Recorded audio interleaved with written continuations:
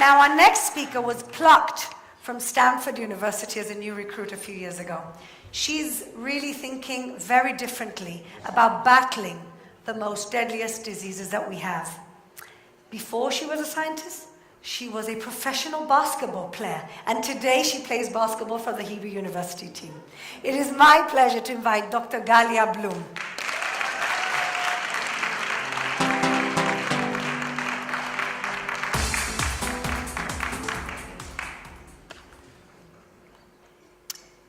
Chemistry is in my blood.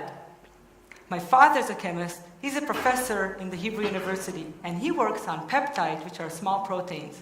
My mother's a chemist. She used to work in the Ministry of Health, analyzing drugs. And as you can see from my picture behind, I'm a chemist as well. And my focus is on generating small chemical tools to investigate biological processes and also to generate therapeutics and diagnostics. If we look at the graph behind me, we see the relationship between surviving of patients with cancer and the stage of the cancer they're in. At the very early stages, we have very high human survival, but in the later stages, most of the patients die, and the survival is about 10%. The surprising thing is that the dollar investment in the US is $100 in the late stage per each $1 that is invested in the early stages. Does that make any sense? Wouldn't we want to invest more funds in the early stages and save more lives? Sure we would.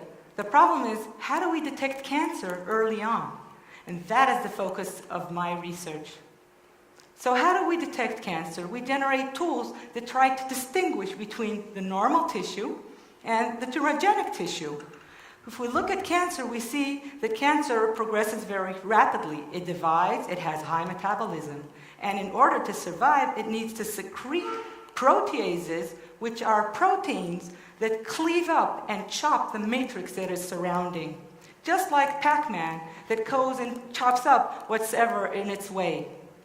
And the focus of my research is to develop tools that will identify or label these proteases, these Pac-Mans, and enable us to actually detect cancer.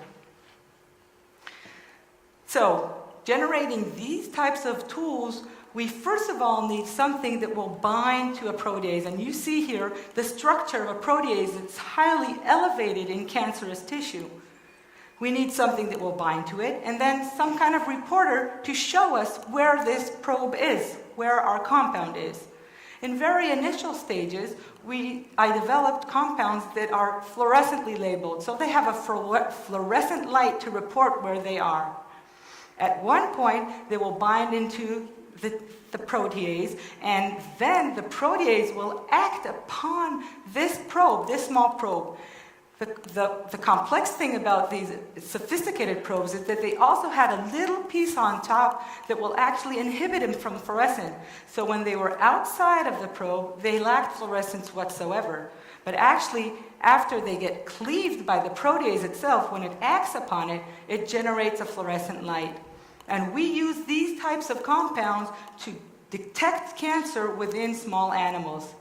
Actually, what we really wanted to do is to make something a bit more sophisticated and to generate these types of probes into a theranostic compound, something that does both therapy and diagnostics. So these compounds, we modify the regular fluorophores into specific types of fluorophore that both gives fluorescent light, but also if we shine light at them, they kill the tissue that they're bound to. And just last year, we were able to show that if we inject these compounds into mice that bear tumors, they home in onto the tumor, and we had shine light at these compounds, and the tumor stopped from progressing.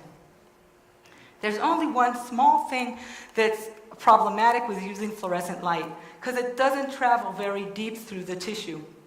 So we wanted to generate compounds that could be used not only superficial, as we foresee these compounds be used in the future for skin cancer or other superficial cancer like head and neck.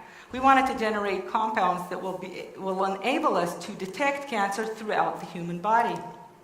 And so we shifted to compounds that we could see using different methods, basically using CT. So we were looking for a reporter that will be detected by CT, and from the title of my talk, you already guessed that what we were using is gold. Gold, surprisingly, is a very good contrast agent for CT. So we generated similar compounds that were now labeled with nanoparticles of gold.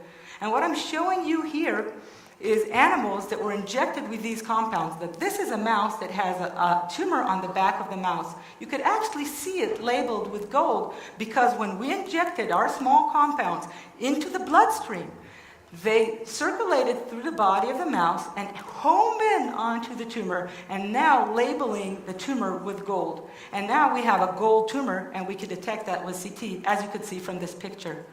Actually, another neat thing about gold is that it could be detected using electron microscopy. So we extracted animals that their tumors were gold labeled, just as I showed from here, and looked at them using electron microscopy. What you could see here on the top right is a single cell of a tumor from a mouse that had injected the probes into it. And what you could see is the nucleus of the tumor, of the cell, and the whole cell itself and the different organelles. You could also see these small spots. Here, look right here on the right. You could see one of these organelles. All these black spots are the gold nanoparticles within the tumor cell.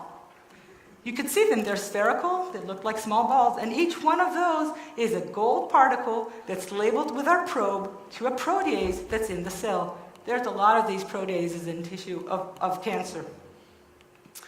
Later on, we found out that if we change the size and the shape of the nanoparticle of the gold and make it into an elongated rod, like you see in this picture, it is now light sensitive. And if we now flash light at it in pulses, we could actually heat the tumor and also generate a theranostic tool. And we foresee these compounds in the future to enable, as I said before, another type of theranostic tool that will detect cancer using CT and then can be actually used as a therapeutic just by flashing light at it. So I showed you a little bit of our research towards cancer, but we also wanted to focus on another deadly disease that is cardiovascular diseases, or namely atherosclerosis. And here what we have is an artery that's basically inflamed, but the harmful part about the inflamed artery is when the proteases within the artery actually enable the plaque that's in the artery, the disease itself, to rupture outside and clog the artery. And that's what causes the deadlihood of atherosclerosis, which is stroke and heart disease. So we could have used, and this is what we exactly did, our own probes to detect and differentiate between atherosclerotic plaques that are prone to rupture, those are called vulnerable plaques, and those that are stable. And we foresee, again, using our theranostic probes, that one day we will be able to render a plaque vulnerable for rupture into a stable plaque that actually has less of these proteases in, and it will stable, and it should not kill the patient.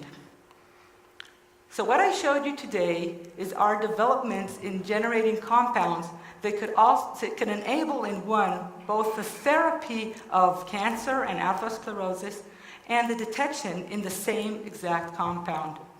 There's no bigger joy for a chemist to devise compounds, sketch them on the computer or on a piece of paper, and have its team actually bring these compounds to enable us one day to save lives using the same exact compounds.